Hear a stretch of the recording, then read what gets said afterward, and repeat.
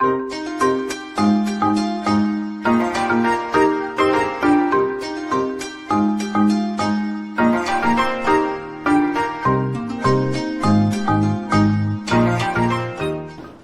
art, rural tea plantations, seemingly unrelated, but they come together in a fascinating way here in Shiziyuan village of Jiangxi. The artwork behind me is called Lamp of the Earth and has become a popular tourist attraction. There are a total of 27 contemporary art pieces like this in the village, created by artists from home and abroad. In Shiziyuan, art is not a distant concept, it's right beside the villagers. 我是这里的村庄的一个村民，也是这里的一个志愿者，他叫大地之灯。大地之灯马岩松老师挑选了我们村庄最高的一个点位，好多的游客都是冲着我们这个大地之灯而来的。Before 2021, 吕建琴 had never imagined that she would ever engage with art in her lifetime.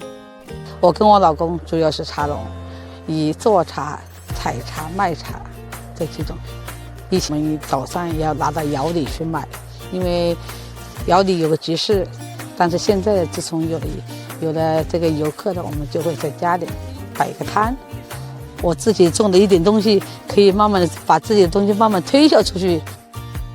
A cultural tourism project, Art in Fuliang, was introduced in 2021. 34 famed artists from 5 countries were invited to create art pieces in Shiziyuan. The once obscure mountain village has since been turned into a rural art gallery. 您这是在做一个什么呀？我是在做一个杯子，做一个主人杯。喝茶的吗？有这种全国各地的游客会到我们这里来体验这个拉坯啊，做陶瓷。那我能不能试一下？当然可以。Shiziyuan is located in Jingdezhen, a city known as China's porcelain capital.